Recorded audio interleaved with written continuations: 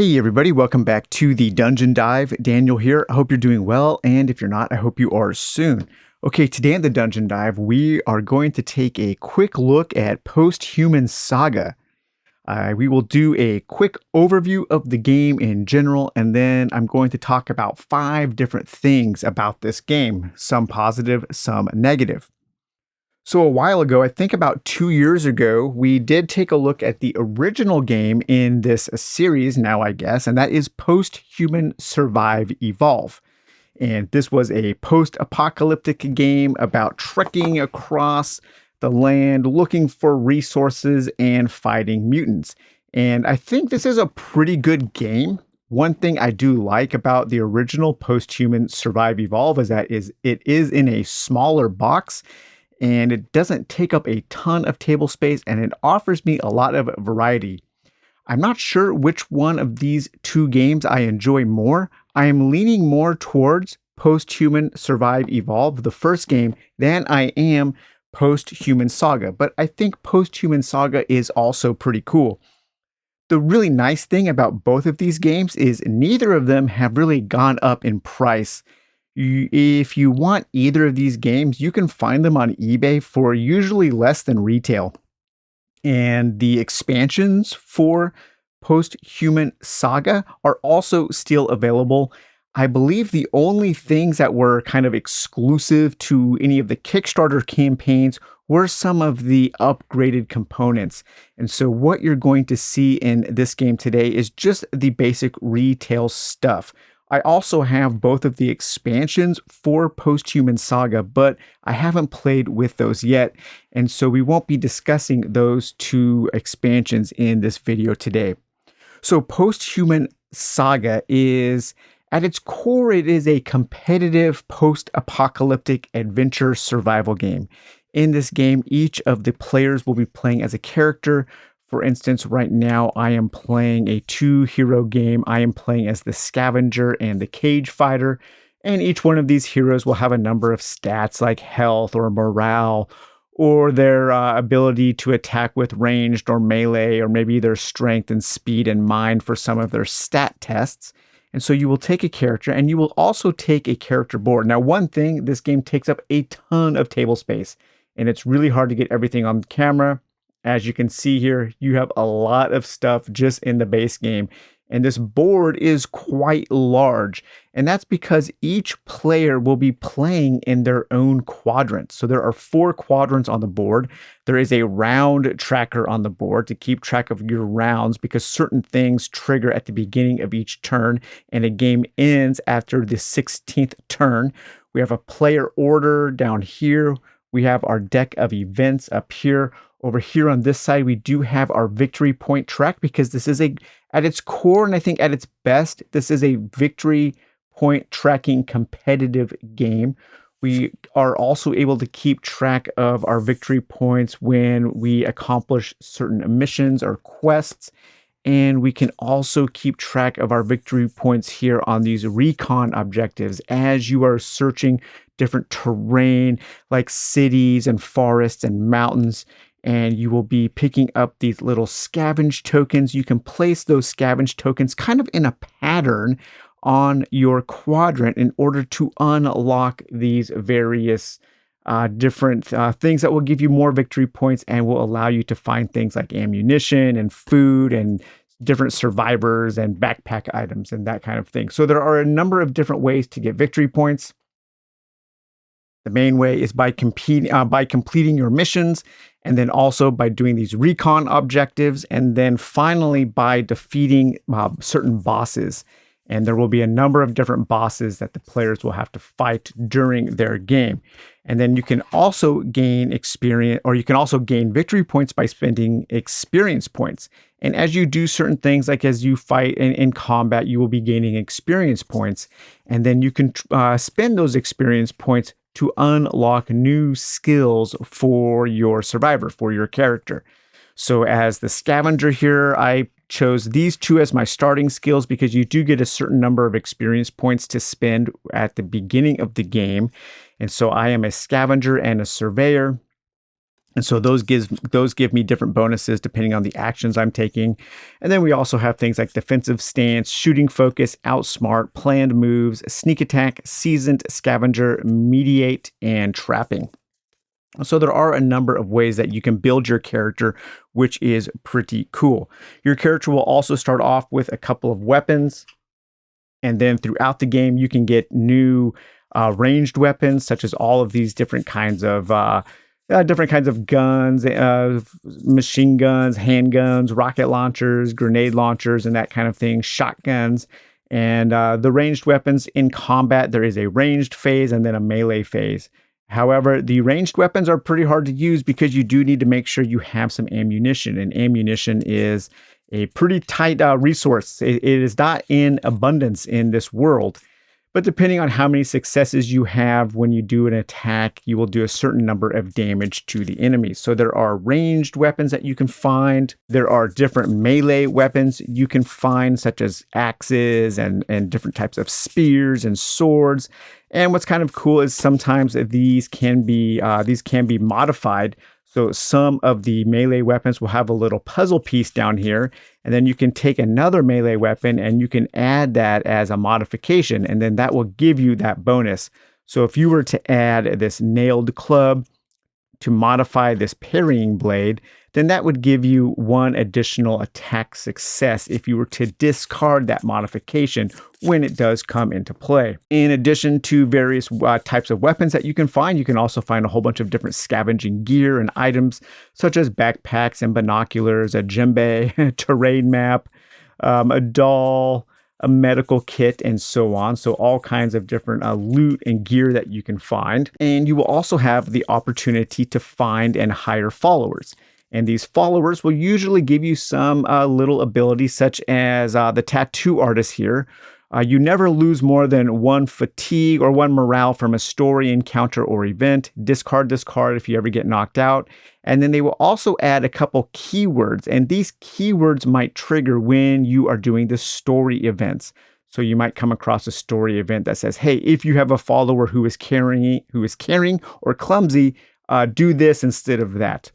So the followers, they don't just add a mechanical reason to get them, they also add a narrative reason to get them.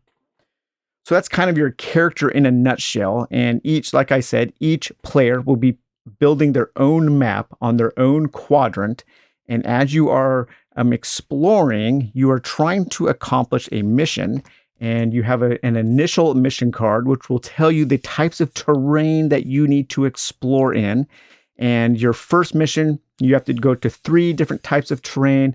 And then in your final mission, you have to go into 4 different types of terrain. You have a little starting story over here. As you complete your first mission, you will unlock an additional mission card that will change that mission. And then it will also add a side mission that you can try to complete for a couple extra victory points, in addition to completing your final mission. And when you complete your final mission, then you will draw a boss card. And then any time that you have a combat encounter, you will have to face off against this boss. But if you defeat the boss, you also get some victory points. And you're trying to do all of that before the 16th round of the game. On your turn, you will pick a couple of you will pick an action from 4 different actions. And so each turn you can trek, which that is basically how you move and how you have combat and how you solve your missions is by trekking into new terrain. You can forage the terrain that you are in for, depending on where you are. If you're in a city, you can find melee weapons. If you're in the forest, you can find food and healing items. If you're in a farmland, you can find ammo and food. And if you're in the mountains, you can find ranged gear. You can also use a mapping action, and the mapping action is how you take new terrain into your hand, because you do have a hand of terrain cards, so you can build your map. It's not just a purely tile laying randomness, a random tile laying game like something like Dungeon Quest. There is a little bit of strategy in how you select your terrain, how you hold terrain in your hand, and how you spend it. And then you can also camp. And when you camp, you will set up your little camping token.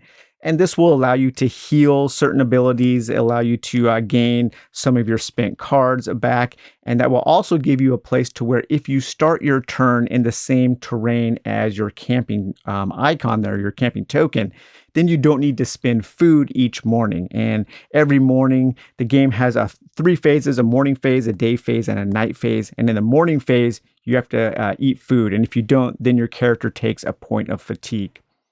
But basically what you're doing is you will be building up a hand of terrain cards and these scavenge tokens. You will be spending your actions going out, mapping your terrain, placing your scavenge icons as you forage to try to build these recon objectives. And you're trying to explore certain groups of terrain in order to gain your mission victories, and then defeat a final boss, all within 16 rounds. And whoever does that the most efficiently, whoever does that by earning the most victory points while you are playing, is the winner of the game. So now here are 5 things about this game. I'm going to start off with the main negative, because most of the games I cover on the Dungeon Dive are done from the solo perspective, and this has a solo mode. However, I don't think the solo mode is very good in this game. If I was to get one of these games just for solo, I would probably get Posthuman Survive Evolve. So the solo mode in this game uses this as your mission objective. And the first thing you're going to notice is that there is absolutely no story at all. There is no rhyme or reason as to why you are trying to do this thing. And so you completely lose out on this bit of flavor. You also lose out on how those missions evolve with these evolving mission cards. And so I think the solo mode is a real step back thematically. It is also a step back in that it has one of the strictest timers I have ever seen in a solo mode. So in the solo mode, you need to accomplish 3 different missions. So you need to explore these groups of terrain in that order. And you need to do all of that before this little mutant token, and I can't find the mutant token right now, but before this little mutant token gets all the way down to the end. So you really only have 1, 2, 3, 4, 5 turns that this will move before you lose the game. So this little mutant token will tick down, getting to the end point, and every turn that you uncover a broadcast icon on your round track here, that ticks down. Now those broadcast icons, those happen quite frequently. They happen on the first turn and on the second turn. So already by the second turn of a solo game, your mutant icon, your mutant token is already almost halfway to the end of the game. And then it happens again on round 4, on round 5, and then it happens on round 8 or round 4, 6, and 8, 10, 12. So it happens a lot. And if you aren't playing perfectly, if you don't have a perfect draw of terrain cards, and if you are not playing the most efficient puzzle type of gameplay that you've ever played in your life, I just don't see how this particular solo mode is very much fun at all. I started playing it and I almost thought about immediately adding this game to the sell pile because it was doing absolutely nothing for me. I couldn't make any kind of headway. I had no rhyme or reason as to why my survivor was out in the land. I mean, because it lacked the solo mode. It does lack these cool little story prompts that give you a thematic reason as to why you are even playing the game. And there are a number of different missions. There are, I think, 8 different missions that you can go on in the game. So just not a very well thought out solo mode, in my opinion. If you like really strict kind of resource management and puzzle style solo games, you might like the solo play in this game. However, there were things that I thought this game was doing that were enticing, that were fun. And I didn't want to give up on the game. So I just said, well, I'm going to play this game as a two-handed competitive game. And I have my scavenger and my cage fighter. I'm going to be kind of saying that the scavenger is my character. This is the guy who I'm rooting for, and my opponent is the cage fighter. And I'm going to try to play both of them to the best of my ability. When I can screw myself as the cage fighter, if I can take a terrain that maybe the scavenger needs or impede the scavenger in some way, then I will always do that. I will always play to the best of my ability, but I will play two-handed. And I think that is the way that I would always play this game solo, is just play it as the base game, two-handed, and just kind of tell a story of these two scavengers out in the land. Because as written, the solo rules did absolutely nothing for me. So just know that if you're looking at this as a solo game, you may not like the solo mode, but you may like playing it solo just with two characters. But where I think this game will really shine is in its normal competitive way of play. Okay, so the second point leads me right into these mission objective cards. And while I think these are a step up from the completely themeless solo mode, it is also kind of a missed opportunity. So there are 8 of these, and I think the writing, the little stories that they create are pretty cool. So here's one that my scavenger has. So this is his mission in this game. Cloister of the Pure One, mission objective. The Hands of the Pure One are a group of kick-ass women who have shut themselves off from the world. They dedicate every waking hour to honing their bodies and minds to be the deliverers of justice for the Pure One, the female goddess of mutant retribution. They have a history of opposition to the male-dominated fortress leadership, which has resulted in them operating independently from the Resistance network. So my goal as the scavenger in this game is we need you to make contact with them and persuade them to set aside their animosity towards the resistant leadership in order to work together against the growing mutant threat. My opponent here, the cage fighter, her mission is the Bibliotheca Universalis. So the Bibliotheca Universalis is the richest repository of online knowledge in the region. Its halls are stacked with the works dating all the way back to the 1500s. A few days ago, the Liberation posted there survived a harrowing journey to one of our outposts, bringing a report on some alarming findings that his team unearthed about the society and leadership of the mutants. The staff that occupied them were all killed. Or the staff that accompanied them were all killed, I should say. Okay, so here is her goal: is the Resistance leadership will send a support team when they can spare the people, but for now they need you to escort the librarian back before the Bibliotheca gets overrun by mutants. So this game, the main kind of driving conflict in this game are the humans, the survivors, against the mutants. And the mutants are mostly shown in these combat cards. And we'll talk a little bit about combat in just a minute. But the reason why I think these mission objective cards are cool and fun, they do add more theme than just the solo mode, but they are also a little bit of a missed opportunity, and here is why. So each one of these, so this is mission number 2 here. This is the hypo hideout. This is the mission objective that you would have there. And then each one of those large missions does have 2 other cards associated with it. When you complete your first mission, you draw the next card, 2B. So we would find 2B. And then you would place this on top of that, and that gives you the evolving mission, and that unlocks a side mission that you can go on. And then you want to accomplish this mission here, and then once you accomplish this mission here, then you draw card 2C. And then you would take 2C and you would add that on top of that card there. So this mission does evolve over the course of the game.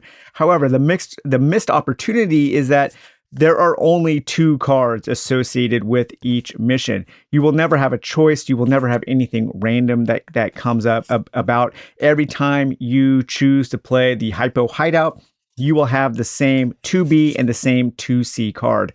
It would be so cool if there were just maybe 2 or 3 of these cards that you would mix up and then draw. So that way, every time you played this game, this particular mission, you would have a little bit of a different evolving story and maybe a different side quest that you could go on.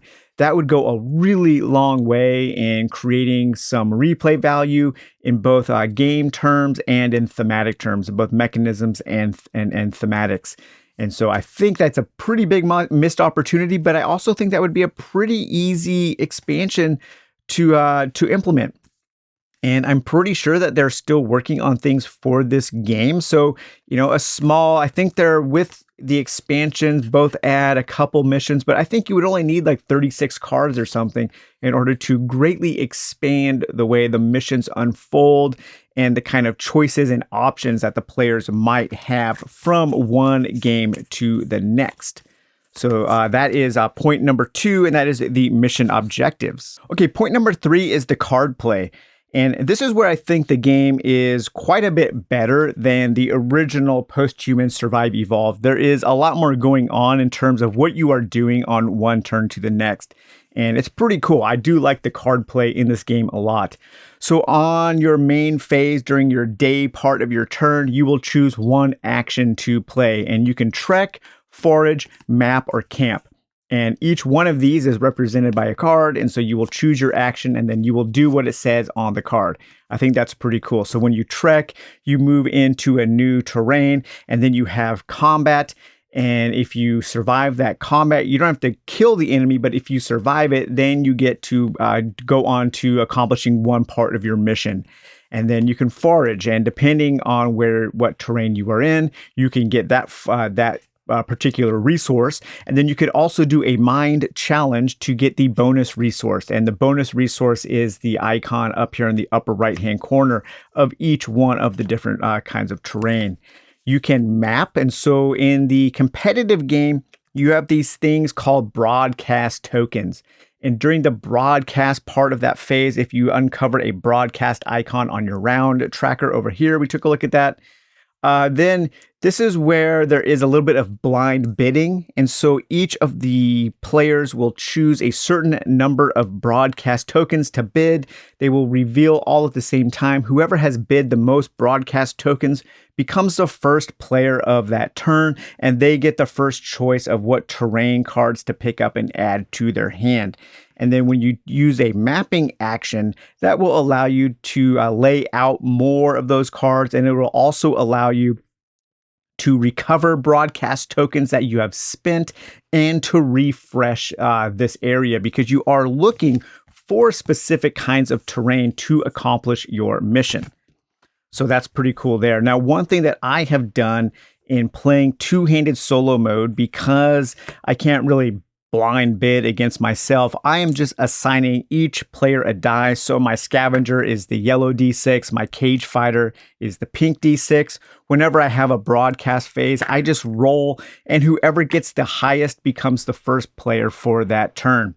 I'm also implementing one rule change from the solo mode, and that is that you can spend your broadcast tokens to refresh your terrain tiles or to refresh your supplied, your scavenge site, your scavenge tokens, because there are a whole bunch of different scavenge tokens, and those get paired with terrain tokens, with the terrain tiles.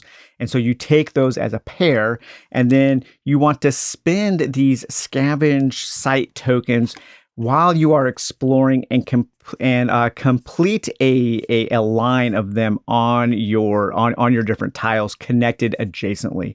So to find the sterilizing unit, one of the players will need to place one of these, one of those, and one of those. I'm not sure. I can't remember what exactly they are called. But the first player to do that will get 2 victory points, and then also you will get a couple bonus items for doing that. And so the map action is one of the main ways that you can refresh this area to get more of the things that you need.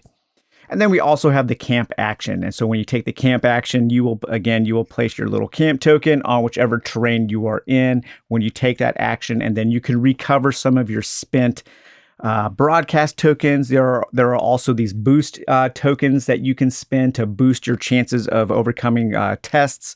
So you can recover those. You can recover health. You can recover morale and fatigue. And you get 4 recovery points that you can spend on any of those. So knowing when to play these, and the players choose these secretly, and then they all reveal at the same time.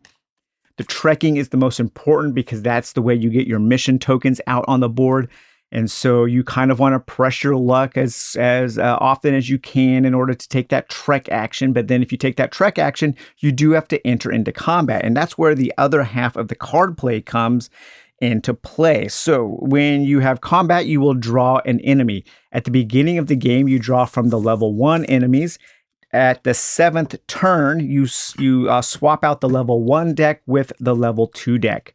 And so we have things like a Pinhead, a Tackler, the Ultra-Violent, a Scrapper, so all kinds of different mutant creatures, mutated humans that you will be fighting.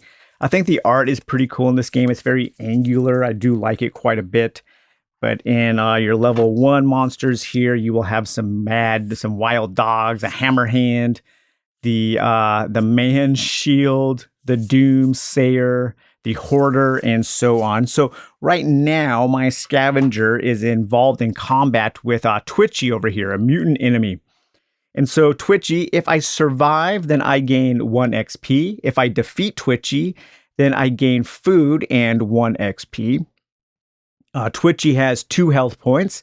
When Twitchy attacks me, he will use a red D6, a green D6, and a white D6. He automatically has 1 melee success. On these dice will have different symbols on there. They will have misses, which count as a miss. They do not add to the successes. You will have your melee successes, and you will have your additional damage. And then you spend your successes to do damage. So if Twitchy here had 1 success, he would do 1 point of damage to me. If he was able to roll up 2 additional successes, then he might do 2 damage to me. But I also get to attack Twitchy, and Twitchy does not have a ranged ability. Some of the monsters do have ranged abilities, but you always do a ranged part of combat because you might want to spend an ammo token in order to shoot your gun. So as an option, I could spend an ammo token and I could play my Colt 9mm range weapon to do some some ranged attacks against Twitchy, to which he could not retaliate. So that's pretty cool. So if I was to go up against Twitchy here in some melee combat, I have my sheet blade here equipped, and I automatically do 1 damage. I don't need any successes to do 1 damage. If I get 2 successes, I do 3 damage. And it's a balanced weapon, so I can spend 1 of those exhaust tokens there to gain an additional success. But what you do is you take your challenge deck and you pick a primary card. And the primary cards are any cards that do not say do not exhaust. So it would be any one of these cards. If I wanted to guarantee some kind of melee success, I would probably want to choose one of the ones that has 2 successes on there. So that is my primary card. And then I take the rest of these and I shuffle them up and I draw 1 additional card here. And so I would draw here, okay, a miss. So that is not very good there. I only have 2 successes. So right now, Twitchy has 1 guaranteed success. And then I roll the rest of these dice, and he gets 1 success, 1 success, and a miss. And so that is 2 successes there. So that's 3 successes to my 2 successes. So he has 1 additional success. So that means he wins that that round of combat. He has up to 3 different successes, so I take 2 points of damage. Now, if I had any kind of armor that I had played on any of my cards, then I could prevent damage coming back to me, but I would take that point of damage. And then my primary card, the card that I chose as my primary source of my primary challenge card, that gets exhausted. And in order to gain that back, I do need to take that camp action because that's one of the things that you can recover are your exhausted challenge cards. So that's a pretty cool little card combat system. I would prefer if both sides rolled dice, but I was in this game, I think they were going for something a little bit more with a little bit more player agency, a little bit of more tactical, more strategic decisions to be made when you are selecting your actions and when you are involved in combat or any kind of test. Because the same thing also happens when you take a mind test or a speed test. I could play this for 3 mind successes, and then you would shuffle this up. And when you are doing a stat challenge, you actually draw 2 cards, and then you would add all of those together. So a mind of 1, a mind of 0, a mind of 3. That is a mind of 4, so that might be a success. But then again, your primary card does get exhausted. and you will have to take a camp action in order to refresh it. I think that's a really neat system. It's cool. It does make you think a little bit more, and you do need to worry about how you are playing your cards. Now, some of the enemies, when they do damage to you, they will also cause some mutation damage. And there are 2 decks of mutation cards.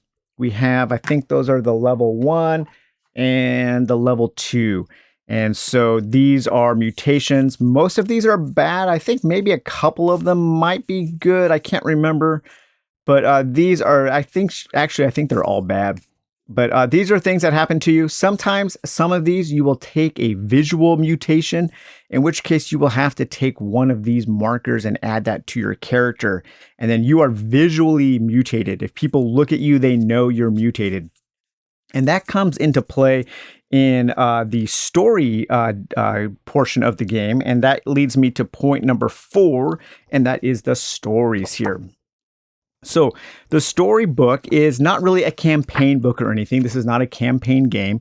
The stories in this book are basically really complex encounter cards. And this is where the game really does shine and where Posthuman Saga is pretty highly elevated over the original Posthuman Survive Evolve. And that is all of these various story encounters. They're pretty cool.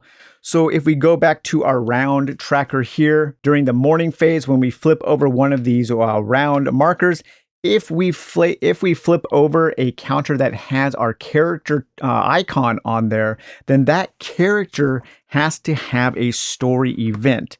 And that character or that player will go to the story bag here, and they will pull out a token and they will read the story that matches with that token. So in this instance, the cage fighter here would read story 59. So let's take a look at story 59 here and see what would happen to the cage fighter. We can turn to 59. Okay, and 59 there. Okay, so here's a really good example. If you have the visible mutation, you have to do that. But here's the story, the homestead. You come upon a small homestead with smoke rising from the chimney. There's a woman and a pair of kids sitting by the door. Their flinty eyes don't stray from you for a second as you approach. So if you are visibly mutated, then of course that woman and her kids will see that, and you have to do this.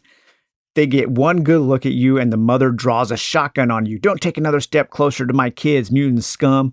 Nothing personal, but go back the way you came. You don't ever come around here again. Now you get a choice. You can try to convince her that you mean no harm, or you can attack her and go the other way. So if you convince her, you need to do a mind challenge on a success of 4.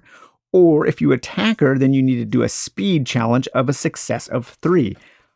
My cage fighter, I'm kind of playing as a bad person. So let's say that I would attack her. So I would need to do a speed challenge with a success of 3. So I would do my speed challenge here.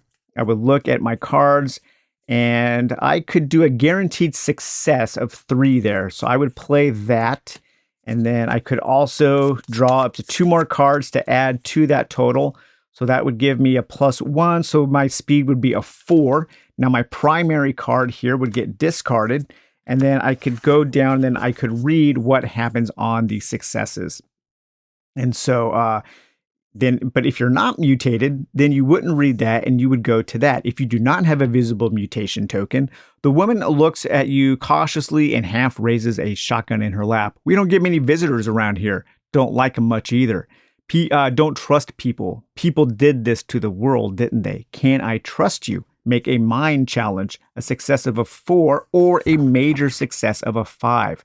And then you just read your successes, and then you will usually get some kind of bonus if you solve it or if you pass the test. If you pass it with flying colors, with those additional successes, you will get more of a bonus. And then if you don't pass, you usually take some kind of damage. Now, we also said here that the followers will add those keywords like daring and opportunistic, or my bird hunter over here has resourceful and violent. If you ever draw a story token and you see this purple, then you need to look at your keywords to see if you have that keyword. And if you have that keyword, then that will give you an additional option. So really cool, complex encounters. Not a ton of reading. You're not going to be spending 10, 15 minutes reading these. They're really quick. but they add a lot of flavor. They add a lot of lore to the world. And I think this is probably one of the best things about the game. So the final topic here is exploration and the token play, or not the token play, the tile play, and how you do need to think a little bit about how you are exploring your quadrant. Because each mission will have certain types of terrain that you have to explore. In order to overcome my first mission here, I can explore any terrain and then a mountains, but I have to end in a city. So I'm really looking for a city. If there are no cities out here and I don't have a city in my hand, it's going to be very hard for me to accomplish that mission. So that would be an opportunity to cycle these out, to find a city, maybe hold it into my hand, or play a city early so I can return to that location, trek there, have an encounter there, and then accomplish my mission. The second mission on everybody's objective here will have 4 different terrains. So in order to do the Cloister of the Pure One, in order to find that, I need to go to a mountain, a forest, a farm, and then finally end in an additional mountain terrain tile. So there is some smart tile play in this game. That is especially true when you have to start placing these scavenge site tokens, because you do want to place them in adjacent terrains where you can line them up to create these patterns so you can get more victory points and you can find more resources. And finally, associated with exploration are these landmark tokens. So each quadrant will get 3 different landmark tokens placed in this configuration, in these 3 squares. When you explore one of those quadrants there, or when you explore that space, that empty space, and you would take a tile here. So this would be a city, and then you would take your landmark token, and then if you moved on to that space, you could flip that over, and then that would be associated with a landmark card. And so in that case, that would be number 12 here. So you would take your landmark deck and you would find card 12. And this tells you what you have discovered. You have discovered a decadent spa. This is a landmark. You can't believe your luck. Not only is the 19th century decor of the place still intact and sublime, but there's enough water in the tank and enough gas in the heater for you to fill the jacuzzi and have a proper bath in the warm, bubbly water. While at this landmark, you may discard this card to recover 1 fatigue and 1 morale. So just a neat little thing to discover that can give you a little bonus. But there are all kinds of different places like the ancient well, a makeshift cairn, a trader caravan, a hidden trail, a decadent spa, and a post office, and all kinds of different things. And then there is also a small deck of event cards that gets triggered on certain rounds. And these also do a really good job of helping create the world, helping create the lore and the backstory. And so these kind of augment both the exploration and the story moments. You might have things like heavy rain, or maybe an extra broadcast event, or maybe some storage. You find some storage crates there, some storage boxes, maddening whispers, and light rain. So different types of things that can affect both your story events and your exploration. And so those were the 5 things I wanted to talk about. I wanted to talk about how the rules as written, the solo mode included, I think is pretty lackluster, and it did absolutely nothing for me. Focusing on that, I was really close to just immediately selling this game because I was getting no enjoyment out of the included solo mode. However, playing two-handed solo with 2 characters, rooting for one and trying my best to win with the other, has actually been a lot of fun. These mission objective cards are cool, but it is kind of a mixed bag. It is a little bit of a missed opportunity. I wish there were more branching paths with these. I think the card play is pretty interesting in overcoming challenges and using your cards to select your actions. The exploration is pretty cool as you lay down your tiles and try to configure a map that makes sense and a map that can help you overcome your missions. Then also those story events are pretty cool. And each one of the expansions also comes with an additional storybook and more story tokens to add to your story bag. So I don't know if I like this game more or less than Posthuman Survive Evolve. Like I said at the beginning of this video, I'm leaning more towards this just because it's in a smaller box. It doesn't have as much setup time. It's a little more of a simpler game, and it also doesn't take up as much table space, but it also lacks some of the robust storytelling of this game. I think they're both pretty cool, and the nice thing about them both is they are affordable, and you can still find used copies and even new copies of both of them, I think on Amazon and also on eBay for not a lot of money. So, all right, you guys. Well, I hope you enjoyed this look at Posthuman Saga. We will talk to you later. Bye-bye.